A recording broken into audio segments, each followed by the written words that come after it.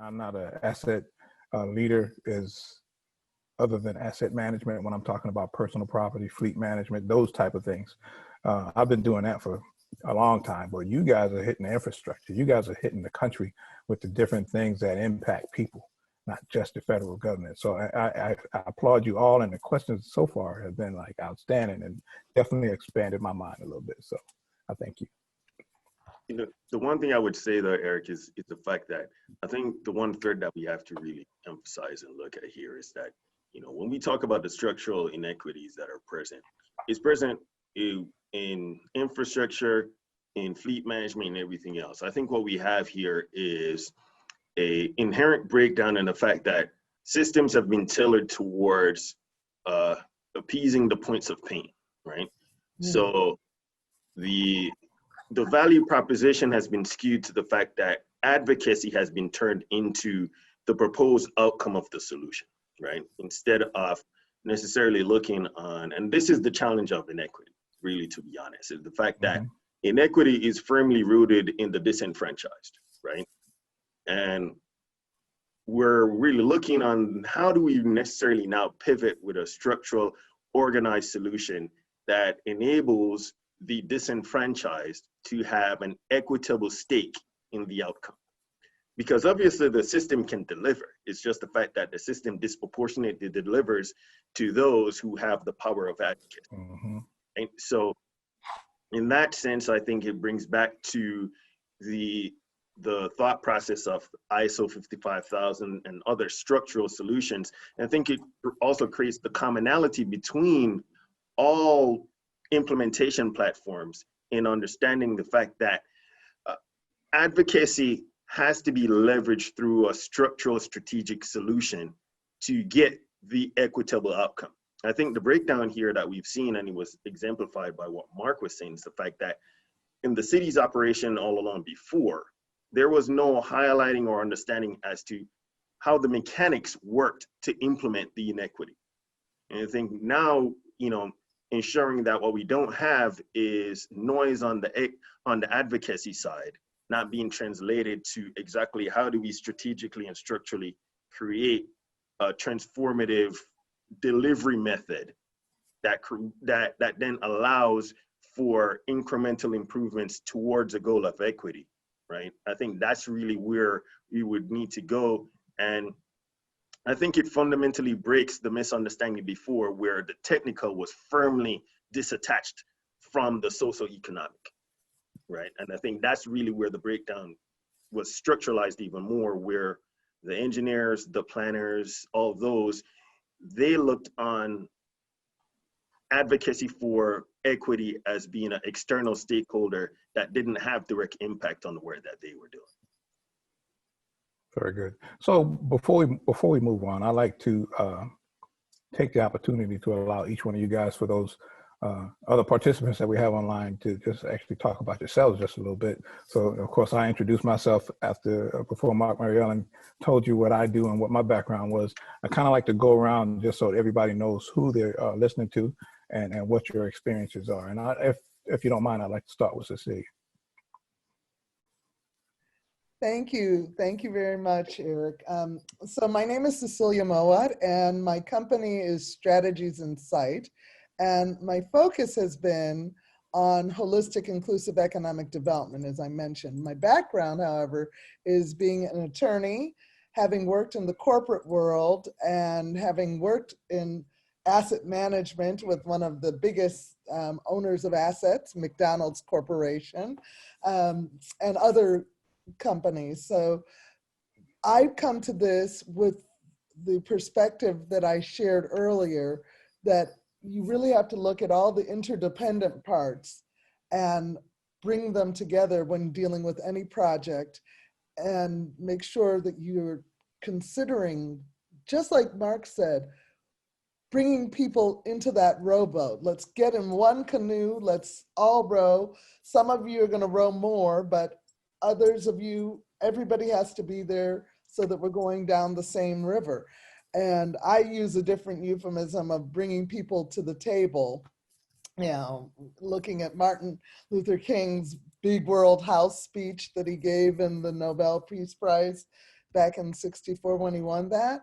He talked about all of us coming from these different backgrounds being in one house and having to learn to live together. Well, that has the same thing to do with managing our assets and managing the concept of bringing everybody to the table so that, as Hugh says, we have a structural, strategic concept of where we're going, that we're not just looking at it from a one technical issue that has to be dealt with, the points of pain and the like, but instead looking at it globally, taking a big picture look, see at who's not at the table, what hasn't been addressed, why are we doing it the way we always do it, who in the organization has some insights for us that may not be leadership, but could bubble up a key innovation for us. So making sure everyone is at the table.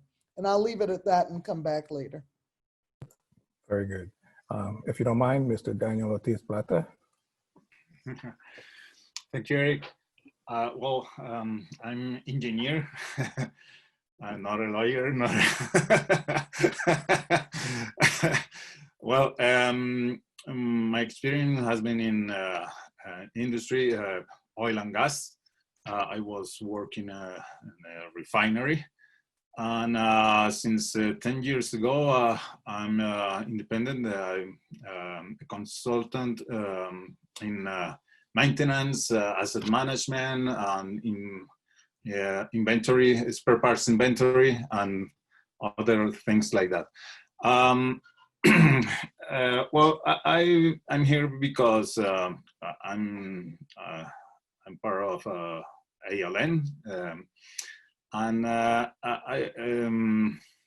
want to talk, I'm not just right now or later, but I want to talk about let me see, the Sustainable Development Goals from United Nations. And I don't know if you want to present it right now or later, because I think that these Sustainable Development Goals are key for measure to reduce the inequality, or if we are reducing the inequality and inequity. Very good, sir. So I'll tell you what, let me have Hugh introduce himself, because I'm kind of interested in it, and then we can go to your presentation. Okay. Thanks a lot, Eric. My name is Hugh Sinclair. I'm with WSSC Water. We're the water utility, top 10 water utility in the US. We serve Suburban, Maryland, just outside DC, actually serve NIH. So we're in interesting times that it goes forward. And that's why the example that Marc brought up of water and the inequity in water, and the realization of the fact that we're being revealed as to structural inequities that exist in systems that are representative in water but expand outside of that is one of the things that I'm passionate with. My role in the organization is I actually head up the asset management program for all of our vertical asset facilities. So I'm intimately involved with this. Strategic management and capital planning is something I've been intimately involved with for a while.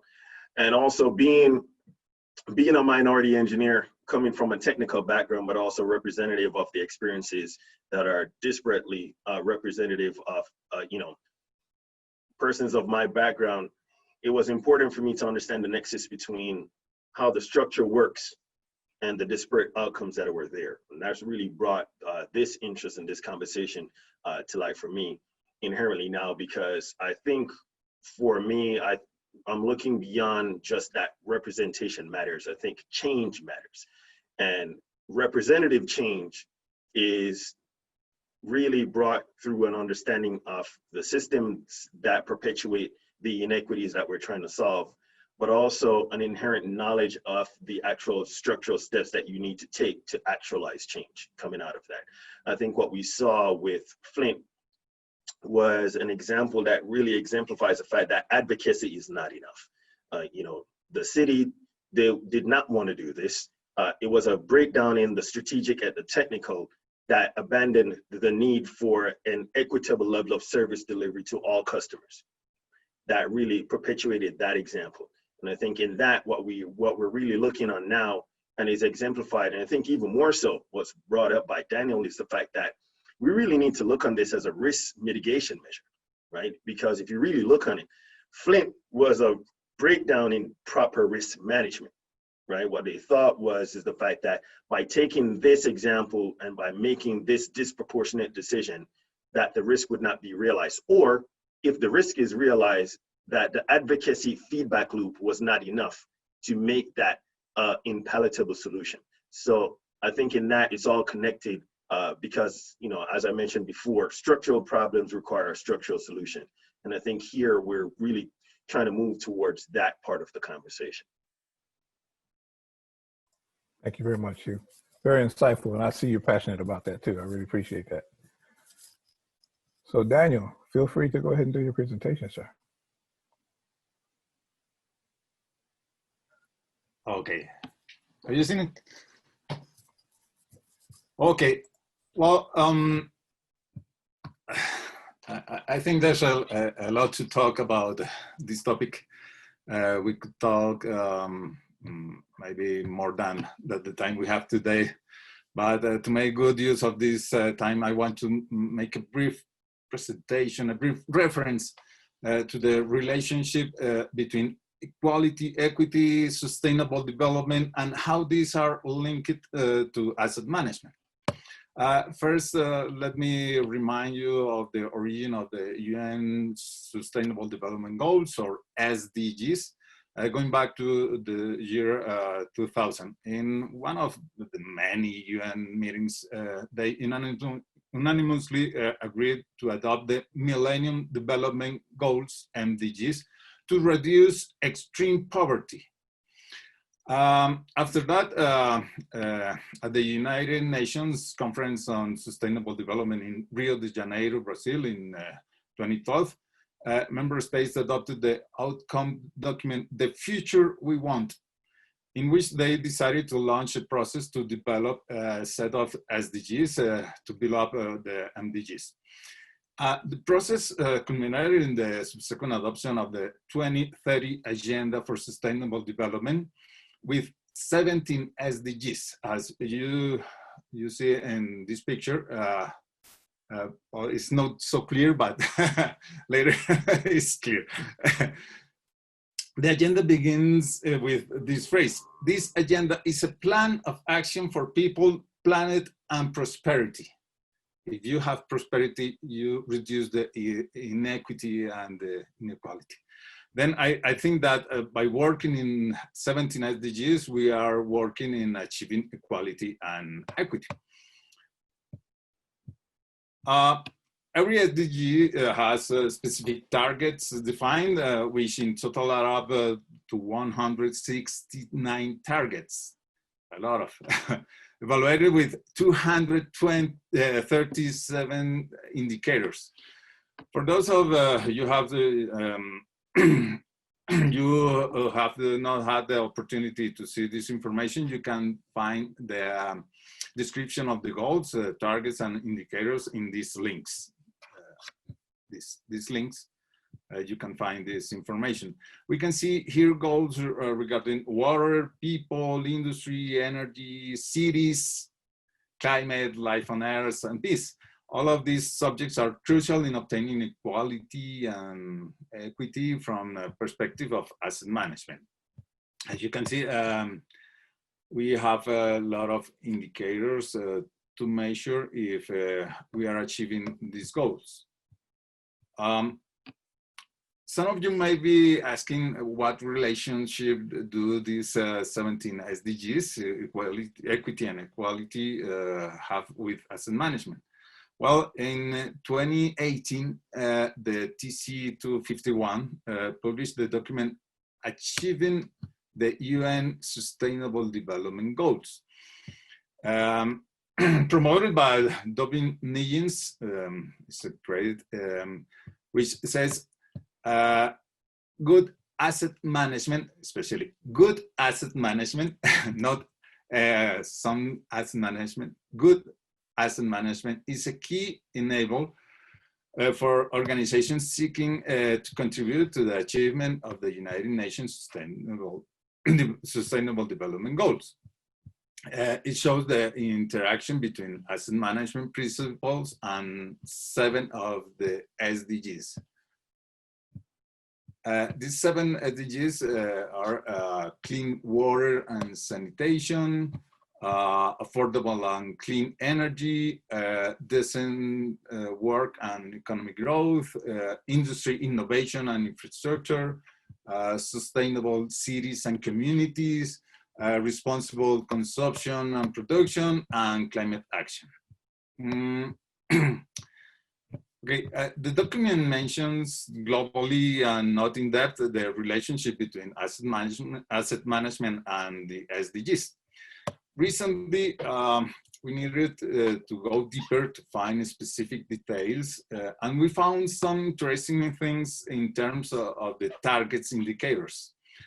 We noticed that we have a few indicators that could or should be applied to measure the company's achievement related to sustainability. In this slide and in the next one, we show some indicators that allow asset-intensive companies such as utilities, wastewater companies, and public transportation to determine if they are achieving their sustainable development goals. For example, you can see in the 611 proportion of population using safely managed drinking water services, and the other proportion of wastewater safely treated, or proportion of population with access to electricity. In the next one, we have passenger and freight volumes by mode of transport, proportion of urban solid waste regularly collected and with adequate final discharge out of total urban solid waste generated by city, and number of companies publishing sustainability reports. That's a good, indicator. Well, for us, this really contributes to measuring the sustainability and in turn, the equity.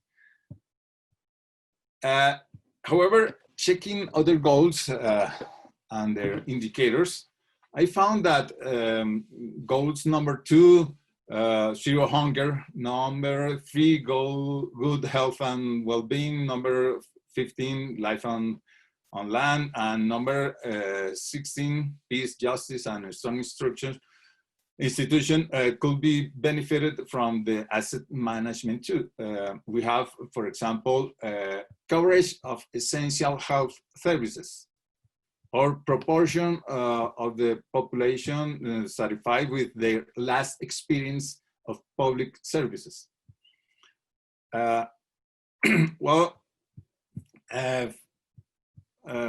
Finally, I would like to end with by saying this. I'm sure that the asset management is a great contributor for equity and equality, or for reduce the inequity and inequality by adding and achieving sustainable development goals. And we can measure its contribution by using this information about targets and indicators included in the SDGs. We have many indicators, as you see, more than 200 indicators, and I think that could be more, but these are a good guide to identify indicators for our company or for the companies, and how we can contribute for reduce the inequity and inequality. Okay, that's that was I want to share with you with this presentation. Then, go ahead. Before you put away your presentation, can you put back the slide that had the all of the 17 SDGs, the larger one? Yes. Because I appreciate you bringing the global perspective to this question, because this really is not just an American issue. It is a global issue of inequity and inequality that happens because of the failure to look beyond the loud voices, the squeaky wheel, or the people that are in the high places who have the ability to have advocates. So when you're looking at this, and you've got the highlighting of— Sorry, Cecilia, are you looking my picture? Sí, Oh, okay. sí, lo estoy mirando. Okay, so when we're looking at Daniel's picture here that has the affordable and clean energy is number 7, 8, decent work and economic growth, 9, industry innovation and infrastructure, sustainable cities and communities, climate action. All of those are big buckets that are categories, but then the individuals and where the inequities happen are in the other ones, the no poverty, number 1, 2, 0 hunger, 3, good health and well-being. Boy, do we need that right now in COVID, where the disparities become very clear. Quality education, number 4, 5, gender equality. Then life below water, life on land, peace, justice, and strong institutions and partnerships for the goals. When you look at all of those, there is an aspect of where Hugh talks about the issue of needing to have it be structural, where if we ask that question of who's not at the table, who is this being done for, at the beginning of anything that we're doing to manage the assets, one of the things that ISO 55001 does is help you think about the fact that, or 55,000 defines asset as something of value to the organization, either prospective or current value.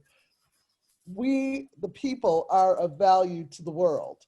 And so the thought comes to me that one of the things we need to do is not reinvent wheels, but use and marry the systems that are out there. So I appreciate you sharing the SDGs, because that's something that's out there that's been done. And it's something that we here in America could take and use and marry with the whole issue of dealing with racial inequities and other poverty inequities, gender inequalities and the like, and layer these kind of concepts together to make sure we're asking and being mindful.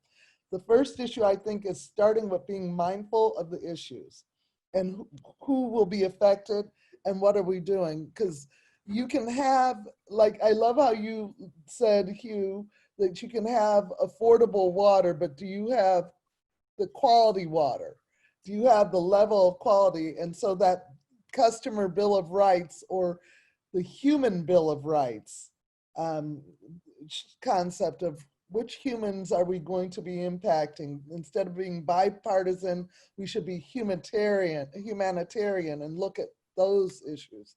So thank you for raising that. So great stuff, Daniel. I think this is a good global frame to really look at this thing at. I think one thing that we would want to highlight, and I think it goes back to the example that Marc was bringing up with the executive he was speaking to about why make an investment in customer service. I think we also need to look on the same frame for this.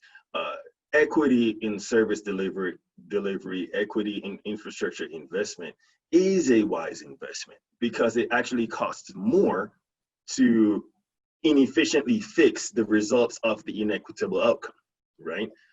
It costs more money to retroactively go and solve the Flint issue versus making the wiser, more equitable investment up front.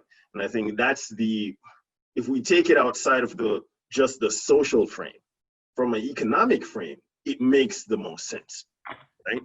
Not only are you able to have a more robust, reliable system, right?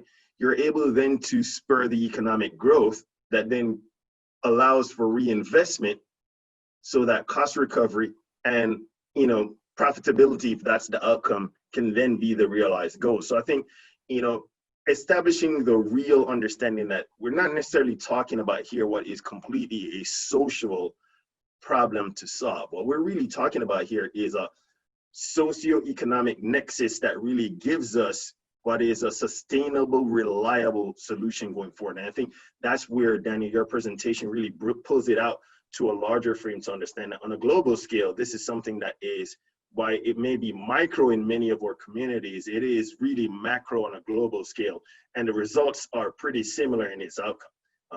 And the fact is, it is inefficient. So finding a better way to do it structurally, I think, is the best outcome from anything. So, you know, equality always works to the best advantage of any system, because in that sense, what you have is a system that not only can propel growth, but can extract value from as many input points as possible. Absolutely. It's interesting because when you look at the whole factor of where do you start, and Mark talked about starting in small groups to make sure that you start having these conversations. You have to bring something to the table for the people that are involved. And when you say, Hugh, it's not just the social, everybody who talks about diversity and inclusion always points to the fact that when you have diverse teams, when you have diverse perspectives, solutions are always better, more innovative, more profitable. Companies with diverse boards all are doing much better than those that don't have diverse boards. So you have to align the rationale of why we're doing this asset management and having this kind of a perspective of bringing inequity in or looking for equitable solutions. You have to marry it with something that is tangible for the people that are coming to the table, that there will be profit there, that there will be something positive, an end result that will be more than a feel good. So you're absolutely right. Yeah, and really, to be honest, I think, sorry, Eric, No, you're great. Every one of us, I think, has the baseline to make this work. In essence, we all have the basic qualifications, no matter what our background is, because we're all customers, right? So I think in that sense, enabling us to not leave that, you know, relevant portion of our experience when we enter into the process, I think really, you know, compounds it, because really what we're looking on here is a structuring of the golden rule, to be, for example, is that, you know, would you want this outcome for yourself, right? And unfortunately, the societal forces require representation to do that. But I think on the other end of it, if you don't have that contextual experience, you can approach it from that standpoint to say, okay, I may not understand fully the results of inequity. However, I can contextualize my understanding as to how I would make decisions. Is that, would I require the same if I were in that position? Right? And I think we have to bridge the gap between those who have that contextual experience and those who don't, because that's really the only way that we're going to merge into finding a holistic solution, because it comes back to it, you know, equity really, this is the rising tide that lifts all boats, really, to be honest, right? And this, in a sense, really is a fact of retaining and sustainability is the goal. And I think, you know, the fact about it is that in order to move from the boom and bust, we really have to then really look on how do we create a broad coalition of equitable results so that we're sustainable over these things. Because I think even more of an example is that as climate change and other, you know, external factors come in that cause more than regular system stress, we need to have a more robust system, because cost recovery and resilience becomes more important. You cannot necessarily have a resiliency of an infrastructure network that's only resilient for a certain part of your neighborhood, because unfortunately, you know, whether the bus, the transit, or whatever else, it has to pass through the disenfranchised areas to get to the other areas as well. So it only makes sense that what we try to do is to create what is a sustainable one. Well, and you raised the point just then, Hugh, with the factor that I always tell my economic development folks, if you're ignoring the houses with broken windows and you think that the new shiny object of your downtown is going to be the thing that people are going to see and remember, you forget that they have to drive, and they come and drive your communities. And if you haven't found a solution and don't have a story to tell about what you're going to do for the least of these, then you may not get somebody who thinks that you're really the place that they need to be.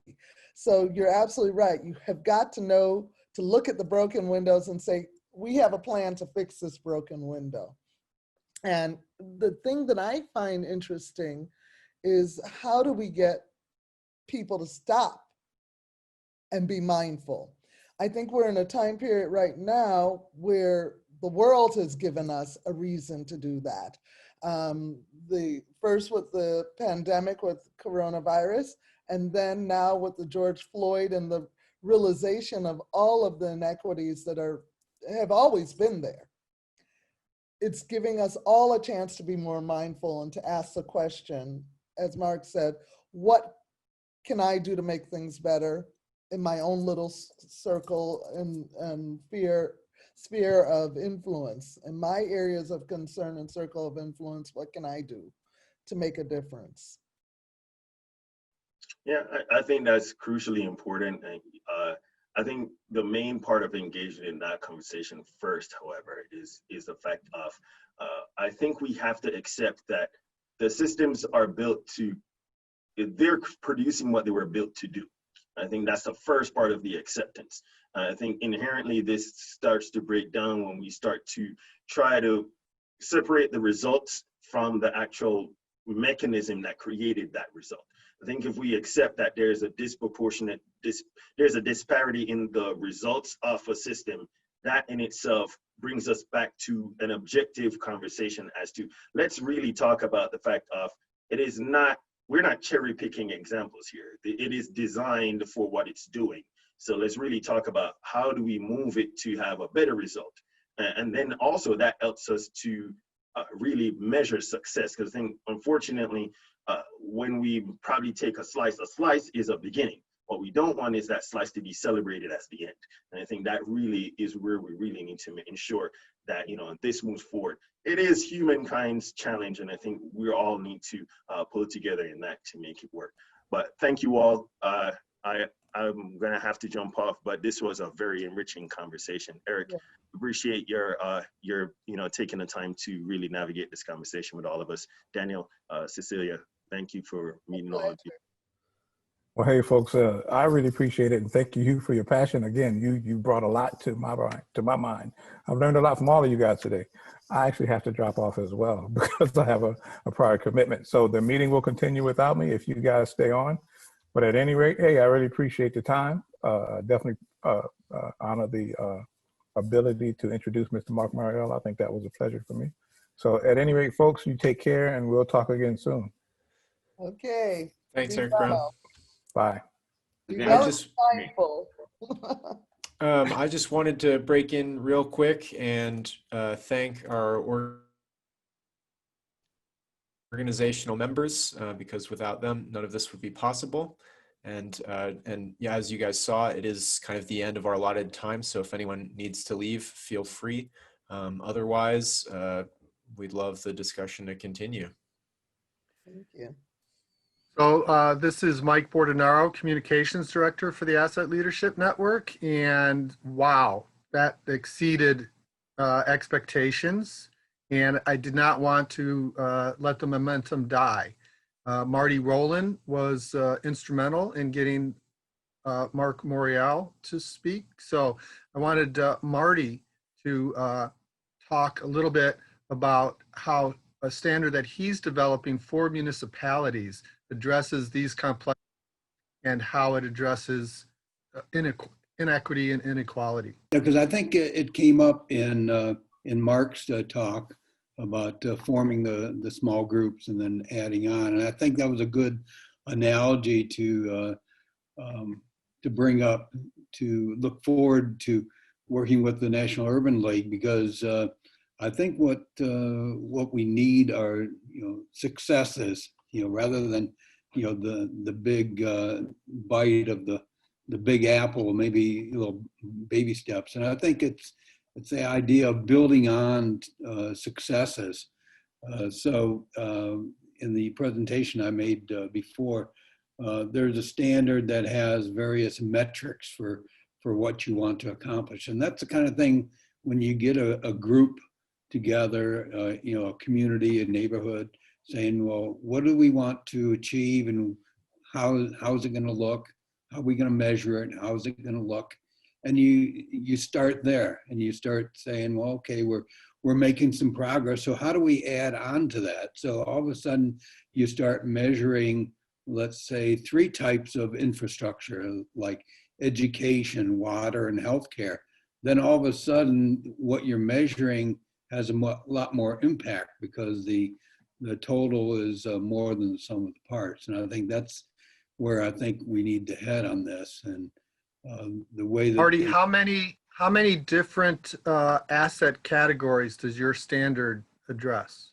Well, it addresses 15, and it has the basic standard ones like water and sewage and education and recreation. And it does have one called nature, which is kind of interesting, but it's really a matter of respecting that which is out there.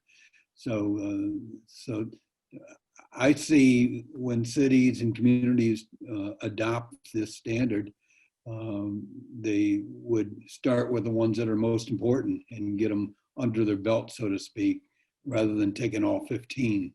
And I think one of the things to understand is that once the E3210 standard is adopted, it automatically creates strategic asset management plans that can go into the ISO 55000. So that's how it works together with Asset Leadership Network and the importance of the ISO standard.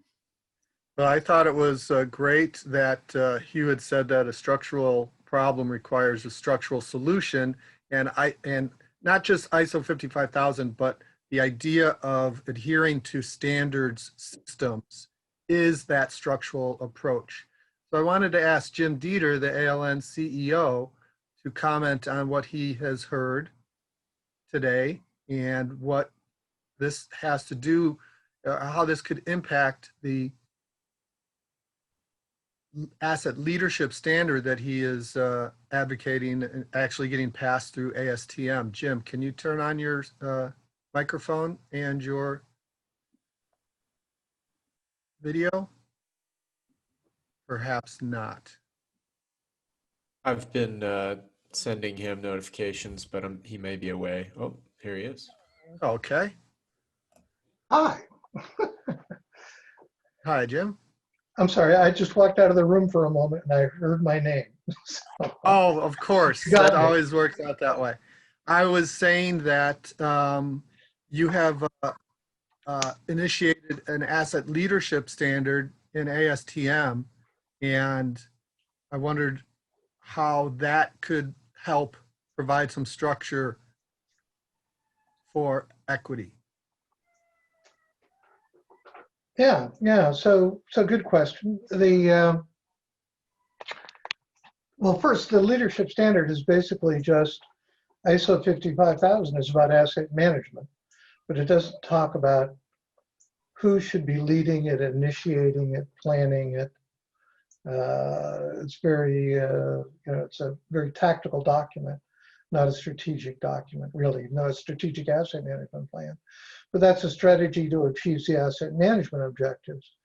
The key is, how do you tie the asset management objectives to the organizational objectives? What's the organization trying to do, and how do we use assets to do that? If you start from the assets perspective, it's like, what are we going to do with this train? And that's not really what it's about. It's about, and it should be about, and there were some great Marc's examples of it. I got to listen to that like 5 times. That was just, I mean, all you guys are great, but yeah, Marc was just, that was stunning. The idea is, what are we trying to achieve? We got a city, we need, and this is where Marty's standard comes in beautifully. here's the things we need to do in a city. He's laid it all out. We need to have education. We need to have recreation. We need to have water. We need to have transportation. So you think about transportation. We need to move people. You think about education. We need to educate people. And the assets, you know, so, and it's about the people, right? I don't, you know, maybe it sounds like a political statement now, but I think it's about the people, not about corporations. But that's just who I am. It's about the people. And Marty's standard addresses this is what you need in a city because of the people. It's not what do corporations need to sell to New York City. It's what do the people in New York City need, and how can corporations and the government, and all those pieces work together to deliver it. So the equity piece falls in because you can apply that basic ISO 55,000 concept of stakeholder involvement, which isn't exactly like most of 55,000. It's not rocket science. It's like, oh, we should get everybody involved that's impacted? Well, what a concept. Yeah. Who would have thought of that? But Jim, the whole problem with that is getting everybody involved. Who everybody is defined as is based on who's already at the table. And so, Oh, yeah, right. Yeah. and that's one of the issues. And I, you know, I think it is about the people, whether you're talking about a corporation, whether you're talking about a not-for-profit, it's about the mission of the organization, whether it's a city, the government, Yeah. Yeah. the company, it doesn't matter. What's the mission? And the mission always has to do with people at the end of the day. Selling something to somebody, educating somebody, bringing somebody on board, whatever it is, protecting somebody, it's about people at the end of the day. So at the beginning of the day, I think you have got to start with a discussion that says, ask the question differently. Who are the stakeholders that I might have forgotten? Who's not at the table? Yeah. Yeah. Get to the point of who should be at the table and what has not been done for the people that are not at the table. Those that don't have the advocates that can come out and say, you should build in this area, or we need development here. And so all of a sudden you're all of your development dollars are going in the one area, and the area that really truly could benefit from it gets nothing. If Yeah. people ask different questions and are more mindful about what they don't know. Yeah, yeah. I wanted to add something because I think when you start engaging people in a community, you take the people who are there, and if the people who, let's say, are already at the table, and you know, so you might put on a chalkboard, same old, and ask somebody to define what does that mean. So then you start, you know, comparing what people are really there to solve. You know. Yeah, I got a great example for that I've used in other ways, and it's my Six Sigma example. And I got involved in Six Sigma programs, you know, anyhow, along in my career, which can do some great things. But I also say, when people that think it's the answer to all things, I say, Six Sigma is the theory that if you put Pony Express drivers in a room, you'll invent Federal Express. You know, it's like, no, you need other people at the table. And the more people you have at the table, and again, another point Mark and others made brilliantly, it's like the more people you had at the table, the better the answer is. It's harder. It's always making a decision by yourself is always the easiest, right? It's always easiest. The more people makes it harder. But I want to thank Daniel. He has to go. ah, Well, your presentation brought the global perspective and really drove home so much. Very much appreciate your Thank participation. you, Mike. Thank you, Jim. Thank you. Pleasure for me. And I should say that Danielle and Cecilia will be part of a panel on Thursday at 4 p.m. Eastern, our first ALN Espanol event. So those of you who speak Spanish or know people who speak Spanish, you can share information on that. Okay. Thank you. Goodbye. Yeah, Bye. so well, Well, one of the things I wanted to, really drive what Mark had said was it's, about the mission. And ISO 55001 4.1 says all asset management plans shall reflect the organizational objectives. And what that does is say, maybe you need to rethink your organizational objectives. Mhm. Once you get the stakeholders together, maybe you rewrite the mission statement. Right. And that could be a helpful step in establishing equity and equality. Jim, I'd like to ask Jim a question about the use of Asset Leadership Network or the Asset Management System 55001 in conjunction with corporate social responsibility. Because that's the place where, from a business perspective, we've seen an evolution where companies are putting in a mindset in their companies of what they have to do from a corporate social responsibility standpoint.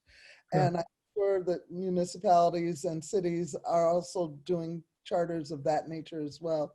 How would you see us aligning ISO 55001 to that general concept of corporate social responsibility, which is really critical to a company to understand its business objectives, its role in civil society, and its responsibility for sustainability and things of that nature?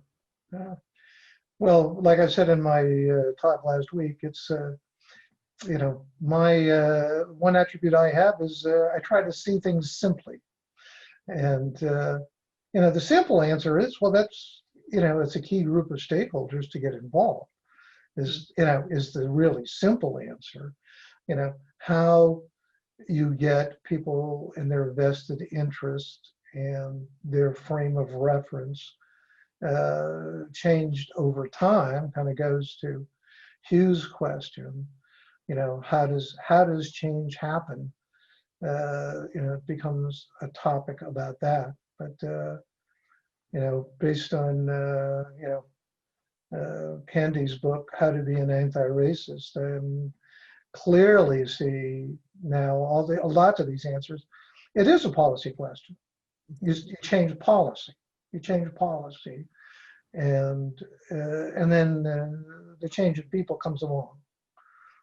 But you change policy, and that gives us a harder target, or a firmer, is what I'm trying to say, target than changing people's minds. One of the things that Hugh had said in a preliminary discussion that really helped me understand the issue and how to address it was, instead of asking how much does it cost and how much does it cost to maintain, should be asking what is the level of service to the customer. And if you ask that question, then a lot of things get cleared up right away. And Mark was referring to that in different words, but Hugh had it said pretty directly and clearly, I thought. All more relevant all the time, of course, as we can talk about manufacturing jobs and all that, and it's it makes a great campaign speech, but it ain't about manufacturing. It's about a service industry. We live in a service industry, service economy, and it makes it easier for us if we try, as you're suggesting, to see the outcome of any organization as as a service. That's service. The metro is delivering transportation service, as are the airlines and the airports and Ubers and and all of it. Well, I think this has been a Question I was going to ask though, before you raise what Hugh had said, there's one thing about having a standard and having a policy, but I mean, and I know that in 55001 there is the need for measurement. I think that that is the critical thing, that you put it in policy, but if you don't measure the policy on a basis that it goes down into the organization, it never gets done. It doesn't change the organization. What Mark talked about was how he changed the organization by saying, we're not going to do this anymore with this fiefdom and that fiefdom. We're going to bring everybody together. We're going to have not just one project at a time. We're going to do what's the overall vision for our community. Here are all the projects we've got. Let's integrate them. Some people will get more play at one point. Others will get other play, but everybody will understand what's at stake. Yeah. And everybody will also have an ability to measure and have an expectation set for what's going to happen. So I think it's really critical, that measurement aspect of 55,001, which I can't remember, is that section 7, but I can't remember. But at any rate, that, you've got the planning piece of it in 6, and then you really have got to make sure that you drive those objectives down to every individual in the organization's scoreboard, whatever their dashboard for the year, their performance evaluation. When we did at McDonald's diversity and inclusion, everybody had to have a diversity goal. So asset management can be the same, and equity in asset management can be the same if you drive it down. So I would recommend making sure we put something in that says that as well. Drive it down to the lowest, even though you have the highest level of championship from a CEO, from a executive director, whosoever, whatsoever. Everybody has to know their role and what the mission is and why what they control in their sphere fits into being an important asset of value to the company. They have to feel that they're important. I can quote one of our ALN senior fellows, Art Kurland, who implemented the ISO 55001 certification at the University Health System. And he said, because they are a healthcare organization, they all understand the value of certification. They all are being certified in their medical professions. And so when he came to them all 300 departments and said, we're getting the ISO 55001 certification, they understood that value and didn't want to be the department that messed things up. They participated. And one of the things that I want to quote from Art is he said, adopting ISO 55000 addresses inequity because you have to include all relevant stakeholders. And in order to be certified, you've got to show that you've done that. You've identified the stakeholders. He identified 300 departments, so they all had to show it. And then you get to choose your measurement. So as soon as you say you've got to use ISO 55000, and I looked it up real quick, Cecilia, it's 55001 section 9 that is measurement. And you set up how you're going to be doing the measurement. So what you were asking for would be part of your plan. Right. Okay, I got 3 things quick. And then we can go. I got them stacked up. I can only remember 3 things at a time, so I'll be pressed to do that. But just quickly, one is the issue of value to organizations and stakeholders.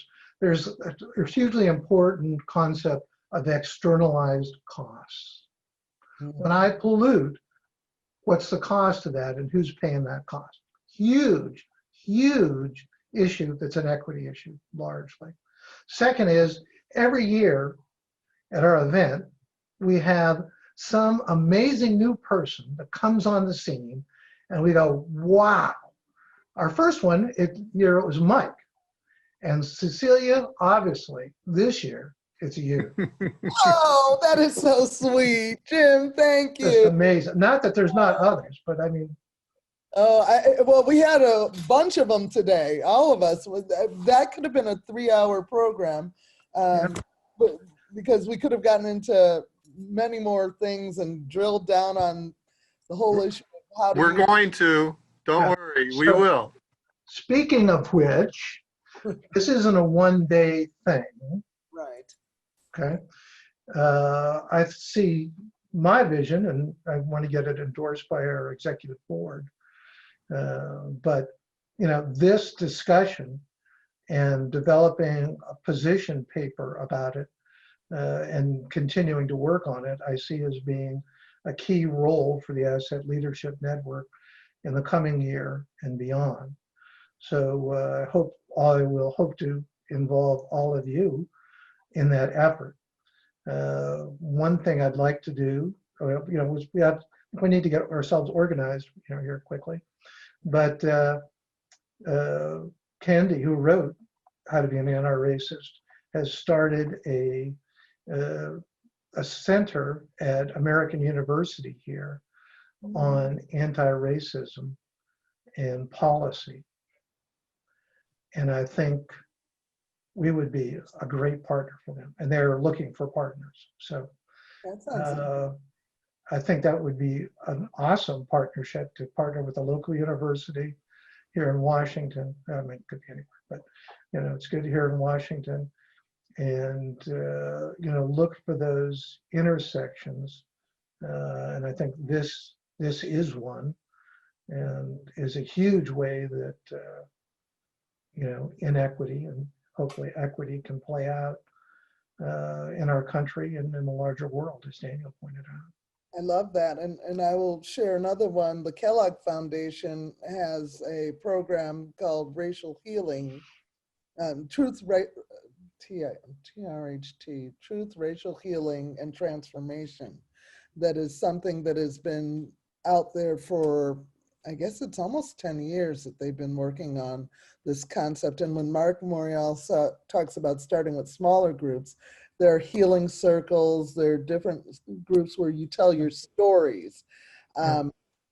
And that's another possible group that we could become a resource with. They've got a whole thing of resources that we can look into, possibly aligning both with the one you just mentioned and others, and seeing how we can bring a standard that is simplistic but complete and holistic as a tool for others to use and get that common language that you talked about. There aren't, amazingly, and it's an ALN thing in general, there aren't other people doing what we're doing. They're just not. Well, it's So it's like up to us. assets. Hidden assets. I used to, when I was at McDonald's, you know, and I was, no, that was actually when I was at Ameritech and in charge of leasing there and the real estate portfolio there. And at Illinois Bell, we looked at the fact that asset management was something that was a black hole. It just got done. And it wasn't until there was a problem or an issue that people stopped and realized, uh-oh, we got to deal with this now. And it wasn't as systemic or systematic and structural as was necessary to get the best outcome and to optimize the value for the organization. So when you start putting systems in place, you always end up with a better outcome. And when you have diverse people involved in putting those systems in place, you get a innovative and fabulous, even better outcome. It's been scientifically proved. Yeah. I mean, and that's totally the story. That's another story of the ALN, is from this ALN sprang from the US tag for ISO 55000. And we found there that we had a very diverse group in terms of various interests, you know, in the United States. A lot of the other countries around the world were, you know, all mining people or all energy people or all rail people or all engineers. And we had a very diverse group. I mean, the first times we got together, it was, no, I do asset management. No, I do asset management. You know, you don't know what you're talking about. Those aren't assets. Oh, well, actually, I guess maybe they are. And what you do is, and the maintenance people could never understand that I could be an asset manager and not know squat about maintenance. I said, you guys are awesome. I don't know nothing about it. Nothing. Nothing. But except for you like it when it's maintained. But the energy that, you know, culminated, that ensues, that continue to ensue from that is remarkable. So there's, you know, divergent voices, you know, that's, you know, totally there. Well, we have to thank Marty Rowland once again. I think that's a good way to end this up. Marty, thank you for the connection to Marc Morial. And Marty and I have been chatting back and forth, and we are not going to let it stop here. We're going to bring some standards thinking and systems thinking to the National Urban League. Yeah, I think it's great. And I really appreciated Mark's letter to the ASTM people to show the support behind the E3210 standard. That was great that he did that. So I'm looking forward to working together. People might not realize it, but Mark, in order to help Marty get his standard passed, Mark wrote a glowing letter of recommendation for the standard. Yeah. And I would say Mark's talk and, you know, staying on to answer question was the longest 10 minutes I've ever been involved. We didn't let him go, did we? And No. he didn't want to either, but then somebody else was calling him that he had to. Yeah, right. Well, thank you all. It's an honor And to thank you, Nick. Doing a great job. Really pulled this one together. People don't know what happened behind the scenes, but Nick did some magic today. And thanks to all the other attendees who stuck around. You know, maybe we'll get smarter on this and be able to promote more people to the afterwards discussions going forward. John Shellness has refused frequently, and James Kroll, thank you, and Tyron Dakar. Please email us with any questions or comments or anything you want to know further. We appreciate you. And hopefully you'll want to get involved in our initiative going forward around this. Okay. I think I see an additional senior fellow on my screen right now. Who could it be? Marty's already a senior fellow. Marty's already a senior fellow. Yeah. Yeah. We'll talk offline about that. No pressure. Okay. Jim is great at getting people to volunteer, so look out, Cecilia. Okay. Oh, is that what he was saying? I'm clueless. I'm looking for the arrow. I'm looking at the chat. I'm like, who's he talking about? Well, Marty, I'm going to get the 3210 standard. I want to see the E3210 standard because Yeah, it's really good. that would be helpful with the economic development organizations I work with. Yeah. Share Looking that. forward to working with you. Yeah, it'd be great. Absolutely. You know, what I thought when I saw that, and the reason I, you know, was I think was an early supporter and helped Marty work the labyrinth of it that is ASTM. But you know, the ASCE infrastructure ratings, which people are familiar with, you know, are very valuable, but they're very negative. You know, is the bottom line. And there's some positive stuff about it, but it always comes about being about how bad we are. And Marty's is what's possible. It's about what's possible and what could and should be done. So I think it's, you know, a good companion to that, to understand, you know, take a broader view of infrastructure, which really includes everything. Not just because it's all in a building, Mike, but around a building too. Trees grow next. all about the building. It's all about the building. Everybody understands it's all about house. the people. It's all about the people. It's all about the people. Without the people, the buildings stand vacant. Take a look downtown and any downtown right now. I mean, you need the people. All right, Nick. What's the word, Nick? Ciao. What are you thinking? What's the word? I'm thinking we're done here. Lunchtime, because I haven't eaten. I'll keep talking. Okay, fabulous, guys. It was great. Bye. Thanks, everybody. Bye-bye. Hey, Mike, you got time to stay on?